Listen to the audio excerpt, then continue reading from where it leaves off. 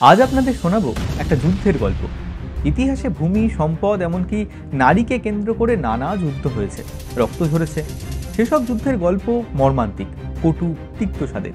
তবে এই যুদ্ধের গল্পটা মিষ্টি, কারণ যুদ্ধটা যে বাঙালির নয়নের মনে রসগোল্লাকে নিয়ে। আমার আপনার ঘরের জিনিসকে আর একজন যদি তারও ঘরের জিনিস মনে করে, ব্যাপারটা কেমন দাঁড়ায় বলুন দেখি। বাংলা উড়িষ্যার সেই দড়ি টানাটানিতে রক্ত ঝরেনি ঠিকই, তবে দুপক্ষের আমলা আর গবেষকদের মাথার ঘাম কম ঝরেনি। দুজনের কাছেই এটা ছিল প্রেস্টিজ ফাইট। কেমন ছিল সেই যুদ্ধের বাতাবরণ? আপাতভাবে সমঝোতা হলেও সত্যির কি উত্তর পাওয়া গেল যে রসগোল্লা তুমি কার? কি রসগোল্লার আসল ইতিহাস? আজকের পর্ব তারই চুলচেরা বিশ্লেষণ। এই যুদ্ধের খবর আপনার কাছে থাকতে পারে, তবে আরও বড় খবর পেতে মিনিট খানেক সঙ্গে থাকুন।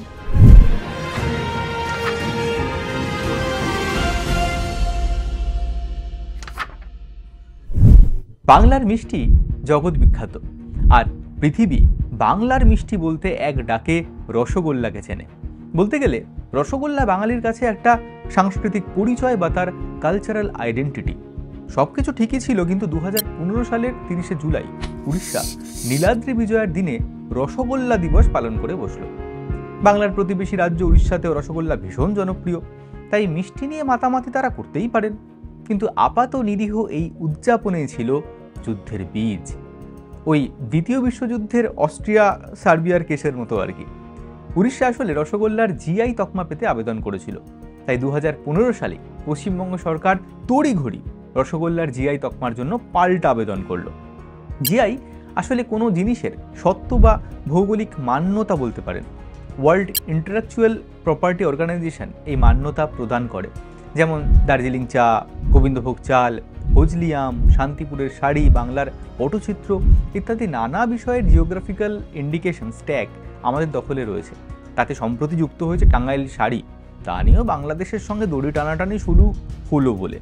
যাই হোক, 2 বছরের সওয়াল জবাব, প্রশ্ন উত্তর, প্রমাণাদি দেওয়ার পর 2017 সালের 14ই নভেম্বর বাংলা পেল বাংলার রসগোল্লার জিআই তকমা। প্রত্যাশিত প্রতিবাদ এলো উড়িষ্যা থেকেও। তারা এর প্রতিবাদে নানা প্রমাণ জোগাড় করে কর্তৃপক্ষের কাছে আবেদন করলেন এই মর্মে যে রসগোল্লা পশ্চিমবঙ্গের বাপের সম্পত্তি নয়, রসগোল্লা আমাদের। এর মধ্যে বাংলা আর উড়িষ্যার গবেষকদের বাগযুদ্ধের মাত্রা চড়ল। অবশেষে ব্যাপারটাকে কর্তৃপক্ষ একটা সমঝোতার জায়গায় নিয়ে এলেন। রসগোল্লার একটা ল কেটে তারা উড়িষ্যাকে দিলেন রসগোল্লার জিআই ট্যাগ, আর বাংলার কাছে থাকলো বাংলার আস্ত রসগোল্লা। মীমাংসা তো হলো, কিন্তু সঠিক হলো কি? এটা ঠিক হলো না ভুল, সেটা বলতে গেলে রসগোল্লার ইতিহাসটা একবার দেখে নেওয়া দরকার। আমরা রসগোল্লার কলম্বাস বলে চিনি নবীনচন্দ্র দাসকে। তাঁর জন্ম 1845-এ, আর তিনি রসগোল্লার আবিষ্কার করেছিলেন 1868 সালে, যখন তাঁর বয়স ছিল 23 বছর। তার আগে কি রসগোল্লার কোনো অস্তিত্ব ছিল না? কলম্বাসের আমেরিকা আবিষ্কারের আগে যেমন আমেরিকা ছিল, এক্ষেত্রে কতকটা তেমনটা বলা যায়। হিতীন্দ্রমোহন ঠাকুর তাঁর লুচি তরকারি প্রবন্ধে রসগোল্লার আবিষ্কারক হিসাবে ফুলিয়ার হারাধন ময়রার নাম উল্লেখ করেছেন। রানাঘাটে তাঁর বেশ নাম ডাক ছিল। একবার মেয়ের কান্না থামাতে ফুটন্ত রসে একদলা ছানা তিনি ফেলে দিলেন, এবং সেই সাদা গোলাকৃতি নরম ছানা থেকেই তৈরি হলো রসগোল্লা, যেটাকে বলা যেতে পারে আজকের রসগোল্লার পূর্বপুরুষ। তারপর হারাধন ময়রা এসে উঠেছিলেন বাগবাজারের কাছে কুমারটুলিতে। সেখানে দোকানও করেছিলেন তিনি। তাঁর দোকানেই শিক্ষানবিশ হিসেবে কাজে ঢুকেছিলেন আধুনিক রসগোল্লার জনক এই নবীনচন্দ্র দাস, যাঁর হাতে রসগোল্লা বাঙালির আইকনিক স্পঞ্জ রসগোল্লায় রূপ পেল এবং খ্যাতিও পেল। তাই নবীনচন্দ্র দাসকে বলা হয় রসগোল্লার কলম্বাস। কলকাতায় জনপ্রিয় হওয়ার আগেই নাকি বৈষ্ণবভূম শান্তিপুরে রসগোল্লা তুমুল জনপ্রিয় হয়ে উঠেছিল।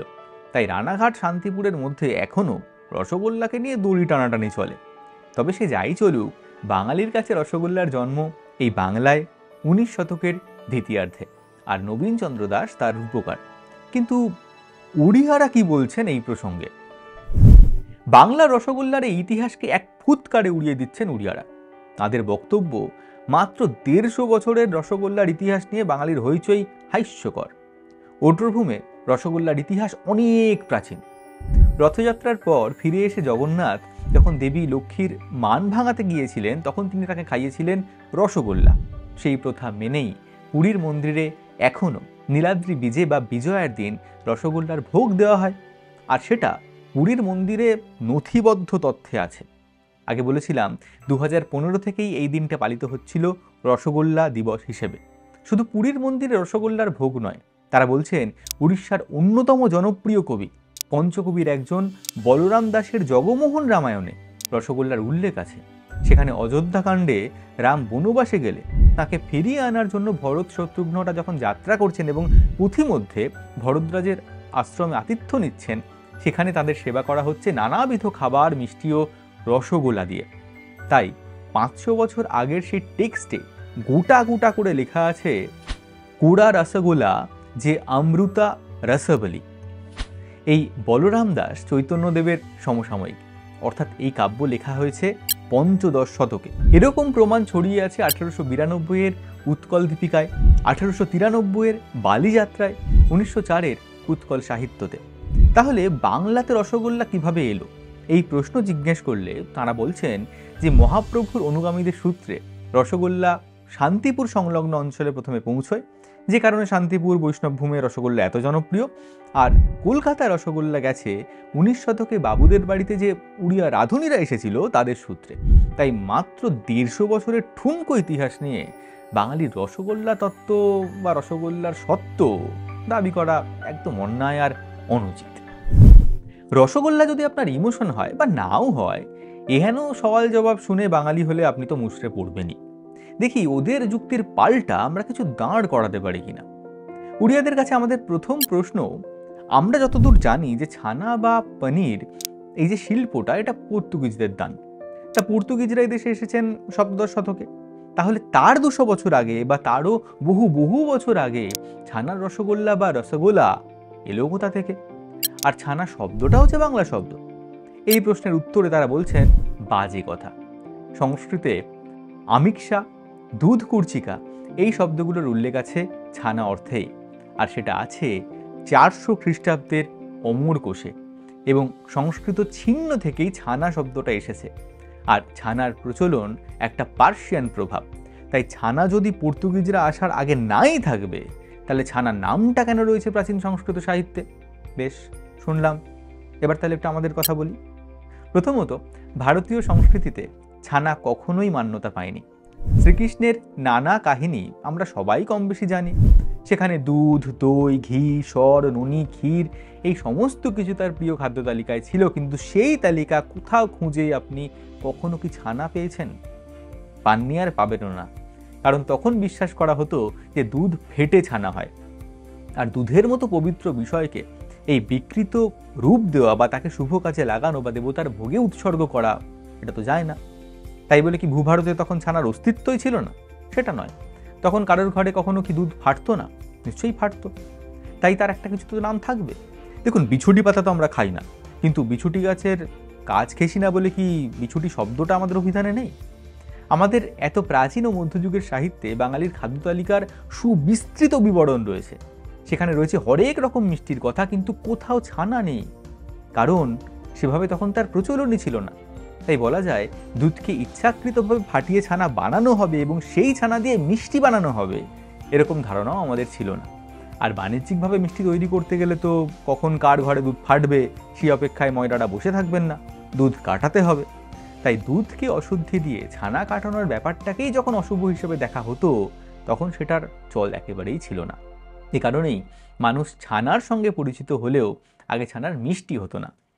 আমার বাঙালির প্রাচীন মিষ্টির ভিডিওতে সে সমস্ত কথা বলা রয়েছে, ভিডিওটা কারণ না দেখা থাকলে দেখে নিতে পারেন। যে কথা বলছিলাম, তাহলে এটা স্পষ্ট হলো যে দুধ কাটিয়ে ছানা তৈরির চল এখানে কখনোই ছিল না। ক্ষীর, ননি, মাখন, দইয়ের নানা রকম হতো। আর আজ বাঙালি পনির ও ছানার এই যে একটা বিরাট শিল্প গড়ে তুলেছে, তার সূত্রপাত একেবারেই আধুনিক যুগে। এই প্রসঙ্গেই ঢাকাই পনির বা ব্যান্ডেল চিজের কথা বলা যেতে পারে। সেখানেও পর্তুগিজদের একটা অনস্বীকার্য ভূমিকা আছে। এবার অপরপক্ষ বলবেন, তাহলে বলরাম দাসের লেখায় কিভাবে এলো রসগোল্লা ও ছানা, সেটাও কিনা 15 শতকে? উত্তরটা দেবার আগে একটু দেখে নিই সেখানে কি লেখা আছে। সেখানে লেখা আছে, হিঙ্গু, জিরা, মরিচা, নাড়িয়া, দুধা, ছেনা, ঘ্রুতা রে কারি নানা পিষ্টাকা রচনা, নাড়ি সরাপুলি যে আসিরা ছেনা পুলি, কাকারা ছেনা লাড্ডু যে মালপুয়া পুরি, কুরা রসগোলা যে অমৃতা রসবলি, মন্ড নানামন অমৃত পানি কদলি। মানে ভরতদের খেতে দেওয়া হচ্ছে হিং, জিরা, লঙ্কা মিশ্রিত দুধের ছানা, ঘিয়ে ভাজা নানা রকম পিঠে, নাড়ি অর্থাৎ চালের আটার এক ধরনের পিঠে, সরপুলি, আশিরাও চালের গুঁড়ো ও গুড় দিয়ে বানানো পিঠে, আর ছানাপুলি। কাকারা এক ধরনের পুরহীন মিষ্টি, ছানার লাড্ডু, মালপোয়া আর পুরি। এছাড়া দেওয়া হচ্ছে কুড়া, রসগোল্লা, মধুর মতো মিষ্টি রসবালি। মধ্যযুগের খাদ্য তালিকায় এরকম ভুরি ভুরি ছানার তৈরি খাদ্য সরঞ্জামের উল্লেখ আপনি কি বাংলা সাহিত্যের কোথাও পাবেন? পাওয়া যাবে না। তাহলে উড়িয়া সাহিত্যে সেটা এলো কিভাবে? তার আগে একটা প্রশ্ন করি, এই জিআই পাওয়ার জন্য উড়িষ্যা সরকারের পক্ষ থেকে যে ডকুমেন্ট প্রমাণ হিসাবে সেখানে দেওয়া হয়েছে তাতে উল্লেখ করা হয়েছে যে প্রথমে পঞ্চদশ শতকের শেষার্ধে লেখা দণ্ডী রামায়ণের কথা এবং 1892 উৎকল দীপিকা, 1893 বালিযাত্রা, 1904 উৎকল সাহিত্য, যেগুলোর কথা আগেও বললাম। এক্ষেত্রে আমার প্রথম প্রশ্ন, দণ্ডী রামায়ণের যে মূল পাণ্ডুলিপি যেটা প্রথম কবি লিখেছিলেন সেটা কি পাওয়া গেছে? পাওয়া যায়নি। পঞ্চদশ শতক থেকে তালপাতার পুঁথিতে বিপুলভাবে উড়িয়া সাহিত্য রচিত হতে থাকে। 1467 নাগাদ বলরাম দাস কাব্যটা লেখেন, কিন্তু তার 100 বছরের মাথায় 1568-তে কালাপাহাড় উড়িষ্যা আক্রমণ করে। তারপর 1751-তে মারাঠা আধিপত্য প্রতিষ্ঠার আগে পর্যন্ত উড়িষ্যা ছিল মুসলমান শাসকদের অধীনে। সেই সময়টা উড়িষ্যার ইতিহাসে খুব একটা সুখের সময় নয়। 1568 থেকে ষোড়শ শতক পর্যন্ত একেবারেই নয়। সেই সময় বহু পাণ্ডুলিপি নষ্ট হয়ে যায়। তবে বলরাম দাসের কাব্যটা এখানে আমাদের কীর্তিবাসের কাব্যের মতো উড়িষ্যায় একটা জনপ্রিয়তম কাব্য। তার প্রচুর প্রচুর প্রতিলিপি হয়েছিল। উড়িষ্যার তালপাতার পুঁথি সাহিত্য এরপর আবার মাথা তুলে দাঁড়াবে অষ্টাদশ শতকে। এখনকার বেশিরভাগ পুঁথিই কিন্তু সেই সময়কার, অর্থাৎ অষ্টাদশ শতকে। আর সবথেকে প্রাচীন যে পুঁথিটা উড়িষ্যায় সংরক্ষিত রয়েছে তা অভিনব গীতগোবিন্দের প্রতিলিপি, যেটা করা হয়েছিল 1494 সালে।